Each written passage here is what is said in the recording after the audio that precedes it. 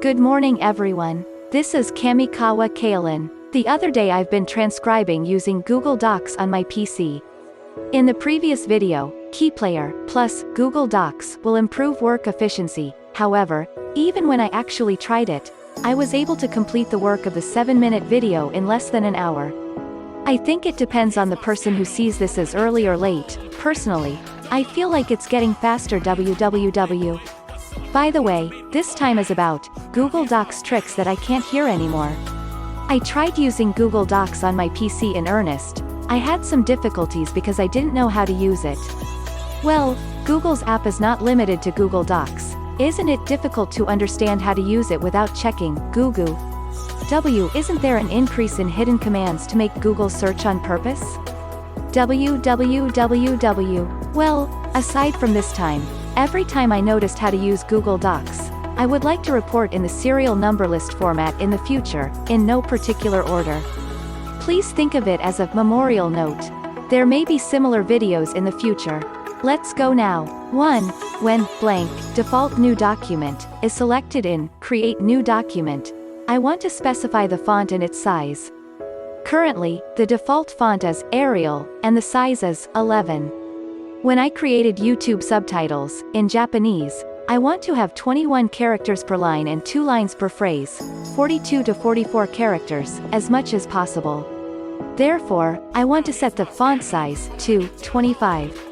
However, a blank new document has a size of 11, which is a hassle to change every time. At first, I thought about registering in the template gallery, but I gave up because it seems that there will be a charge to register. So, I was about to give up, but I discovered what I could do with the following method. A. Click on the blank, new document. B. Enter some characters in the new sentence. Specify the range of the characters, important here, and then change to the font and size you want to change. C. From the menu bar, select Display Format, Paragraph Style, Standard Text, click Update Standard Text to the style at the cursor position. D. With the text selected, Display Format, Paragraph Style option, click Save as Default Style. Now when you click on the blank in the template, I was able to launch a new document with the font and size I wanted. As an advanced version, you can change the font and size of titles and headings in the same way. It was good. I'm glad I didn't have to register it in the template, really. In 2. Without using a template, what if I want to save a fixed phrase and use it? In the case of Google Docs, it will be automatically overwritten and saved. I want to keep it as a fixed phrase, but I can't say, save as. So, before I knew it, the fixed phrase was rewritten. The template that you want to keep as a fixed phrase disappears. I wish I could use a template, but I can't use it for a fee. However, I found that it was possible to operate it by the following method. A. Open the fixed phrase, what you want to do. B. From the menu, click Open Change History on the right side of the help. C. Click 3 vertical dots in the Change History column. D. Click Make a Copy. So, if you edit this copy, you can keep the prototype fixed phrase, what you want to do. It's nice. In this case, you can use it as a fixed phrase without registering it in the template. 3. I want to empty the trash. I throw away unnecessary sentences in the trash, but in the case of Google Docs, it seems to be saved for 30 days and then deleted, which is convenient, but even though I moved it to the trash, it sometimes appears on the list screen. This is a bit ugly, eyes rot. So www, if you want to remove it completely, click the 9 dots icon to the left of the Google account icon in the upper right. B. Click Google Drive. C. Click the trash icon. D. Click Empty Trash. You can now remove it completely. This is because Google Docs is managed by Google Drive. If it's stored in the cloud and shared, even if the owner deletes it, it's available to other users for 30 days, so it seems like this is a hassle. But if you know it, you can easily delete it, so I'm glad you understood. 4. How can I display the line feed symbol in the text?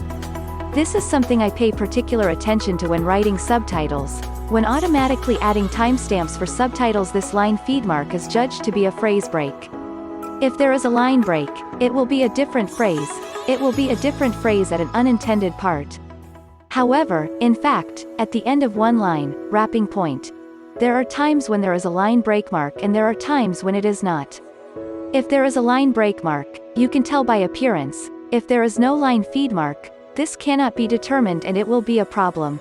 The troublesome thing depends on the software, but the English sentence is a line break mark, which is a separate phrase.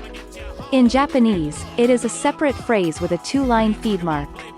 One line break is a delimiter for paragraphs within one phrase.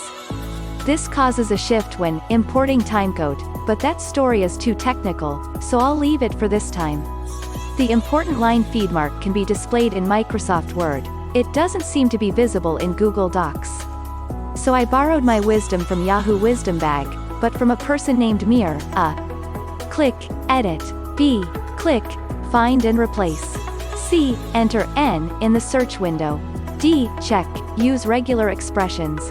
Then, all the line breaks are colored, and it is possible to distinguish them.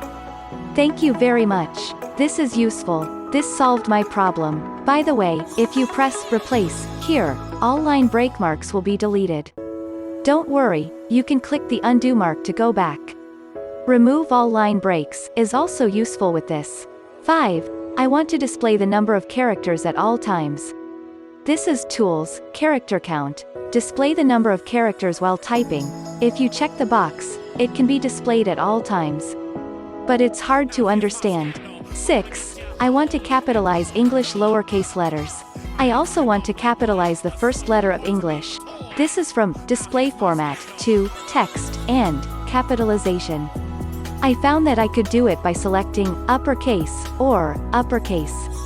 Transcription often makes English lowercase, which is very helpful. 7. I want to translate it into English. This can be translated by selecting Language from Tools Document Translation. If you translate it, it will be saved as a separate file, copy.